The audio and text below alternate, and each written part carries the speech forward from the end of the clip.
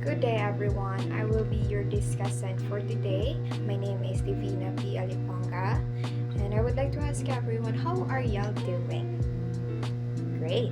So I think all of you are doing just fine. Today we will talk about assessment in teaching writing. First and foremost, let's talk about what is assessment. I think most of you are already familiar with assessment.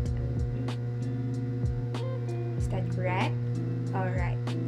But still, let's have a quick refreshment about what is assessment and in relation to teaching writing. So, assessment is an important part of teaching and learning because it shows whether students have understood the lesson. It also helps the teacher see which topics needs to be reviewed or taught again.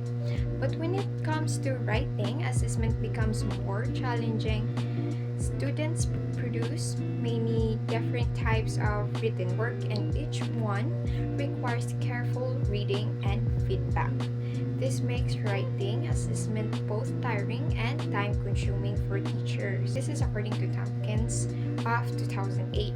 However, reminds us that when we assess writing, we should not only look at the written product but also at the writer. This means understanding the student's growth, effort, progress, and needs, not just the mistakes on the page.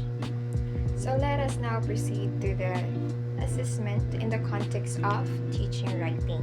We need to review our understanding of writing as a product and as a process, formative versus summative evaluation, and assessment versus testing. So, in my part, I will discuss the product versus the process.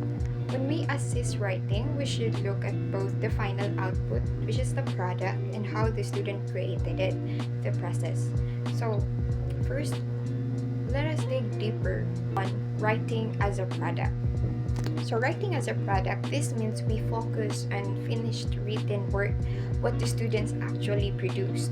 When we assess the product, we tend to check things like correct grammar and sentence construction, proper pronunciation and spelling, clear organization of ideas, smooth flow of thoughts, and whether the writing matches its audience and purposes, whether the content is meaningful, accurate, and understandable.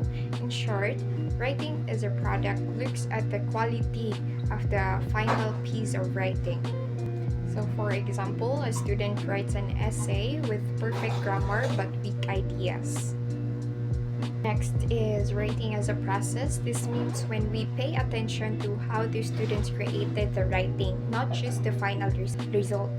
This includes the brainstorming, outlining ideas, drafting, revising, and editing. Looking at the process helps us understand the students' thinking, effort, and ability to improve. So, what Calfee and Miller of 2007 mean when they say a valid assessment should top both product and process? They simply mean a good writing assessment does not only judge the final output, like what I've said earlier, the grammar, the structure, and the content. It also considered how the student reached that output by planning, revising, and thinking. This gives a fairer and more complete picture of the student's writing ability. So that would be all for me. Thank you for active listening. Any questions or clarifications? Alright, great. We'll proceed on Ms. Mawit's part.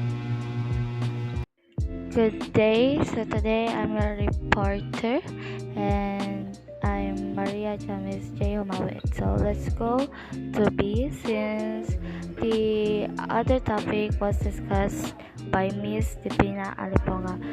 So B, formative versus summative evaluation. Formative evaluation monitors students' progress, is often informal and qualitative. So ang formative kay kanang it happens during sa lesson jud. So nag-include ni siya og katong formal routine tasks inana. So ang formative is it kanang nag-guide siya sa students and kanang para sad ma-improve ang students sa ilahang learning. Then mura siya og kanang traveler, ang students mura siya traveler nga kanang we need nga mohatag ta og guide para sa ilaha para dili sila mawala sa direction or kanang in short sa lesson para masabtan dayon nila. So next is summative evaluation. Summative evaluation gauges the student level of competence vis-a-vis mandated or expected standard. So kani ang summative kay mao ni siya ang final judgment sa unit or sa quarter. So dili kay makitaan or mapakita sa students if nag-improve ba siya sa iyang learning or wala.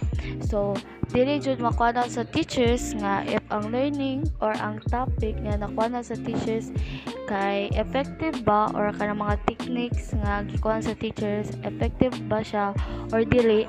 So dili jud na siya makitaan sa final judgment, which is the summative evaluation. So next is assessment versus testing. Assessment is more favorable than testing because it takes into account the context of learners and find ways of helping them forward. So ang assessment is mas favorable siya kay mao ni siya ang kanang border jud na siya like reach border, which is kanang maka-help jud siya sa students nga kanang naay makatunan, which is to guide the students, while ang testing kay mao ni siya ang kanang